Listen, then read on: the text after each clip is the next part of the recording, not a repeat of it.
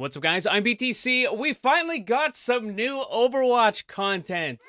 Isn't that amazing? So this is going to be the reveal of Sojourn and all of her abilities. Now, we already know about the character, obviously. She's been in for quite a while, ever since the, was it Storm Rising Archives event, I think? Although we did actually see a picture of her in one of the very first trailers or teasers for Overwatch. She was one of the little pictures that kind of flashed by. But anyways, so we had kind of an idea of what her abilities are, but now we have all of the details. So we have her primary, which is going to be a rapid firing projectile that will generate energy. So this is kind of like the opposite of what Moira does with her heal. So where Moira will use the heal and it kind of depletes the energy, with Sojourn, it will build energy. And when you have enough, you can then use your secondary attack, which is basically a railgun, and that will deal a very large amount of damage. Her ability is the power slide, so this is her movement. You can slide on the ground,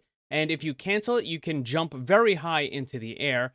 Her other ability is Disruptor Shot. Now, we never actually saw this getting used, or I think we did for only like a brief half second in one of the previous trailers.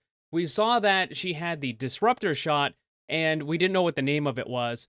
But looking at the icon, at that point, I guessed that it would be kind of like an AoE slow. And I actually ended up talking to Jeff Kaplan about this, and he confirmed that that was what it was. But at the time, they had removed the slow, and it was just going to be a damage ability. But apparently, I guess they changed their mind again, and now they've re-added the slow. So she is going to be one of the few DPS characters that will have a CC ability. And I mean, this is an AoE CC, an AoE slow. So that's a pretty big thing, considering that most of the CC is going to be gone in the game. Now Sojourn is going to have the ability to slow down an entire group of enemies. That is going to be incredibly powerful, considering that most DPS aren't going to have it anymore. It's going to be kind of limited to just tanks with the CC. Also, we did see that Doomfist is going to now definitely be a tank, and they're reworking his kit.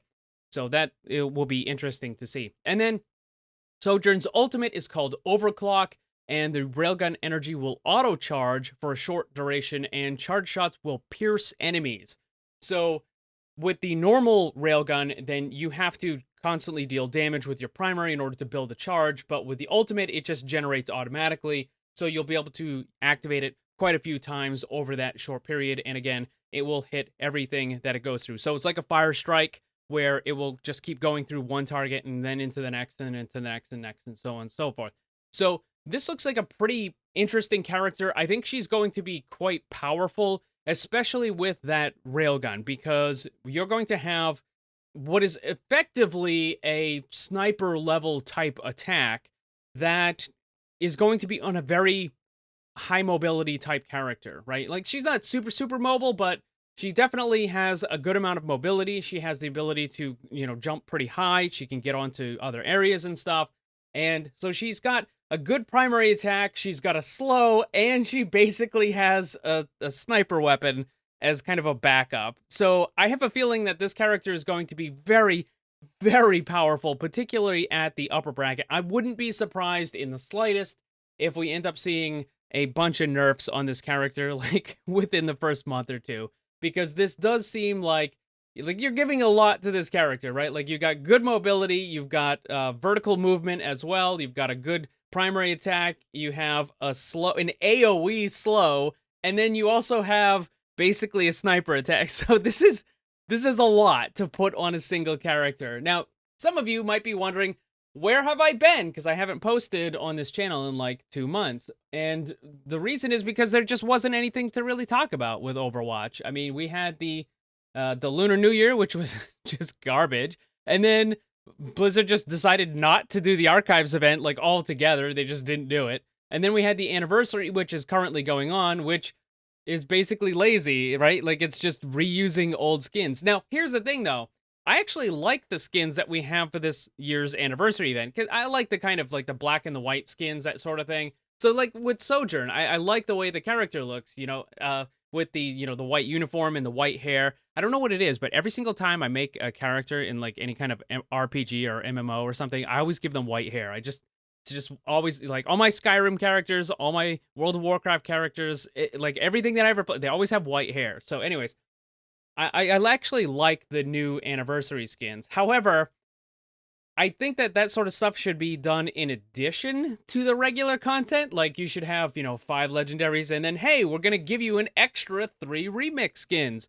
Which, let's face it here, a remix skin is just a palette swap, right? It's like going all the way back to Super Mario Brothers with Green Mario, right? Or Scorpion and Sub-Zero. It's just a palette swap. Like, it's not like it. All of those remix skins probably took about 20 minutes each, at most. And that's not an exaggeration. It probably took 20 minutes at most per skin to just change the colors. Because they already have the models and everything, they just have to change the palette, and that's it. You're basically done. So, those, very, very low effort in order to get those character skins out. And I think it's fine if they're in addition to the extra stuff.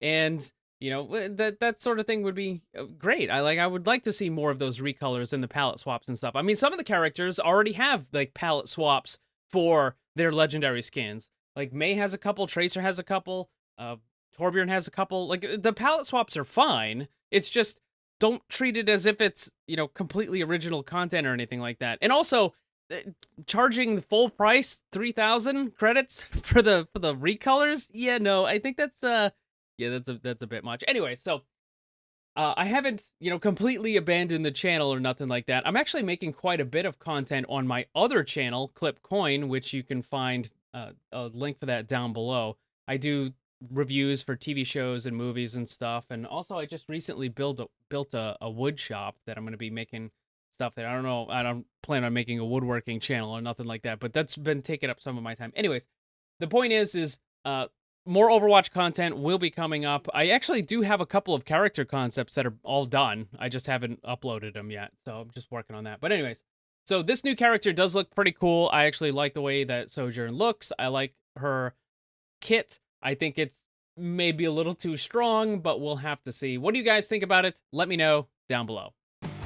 A big thanks to all the Paragons and other channel members for all your support. If you'd like to become one and grab some cool rewards, click the join button down below. And remember, always blame the controller, because it's never your fault.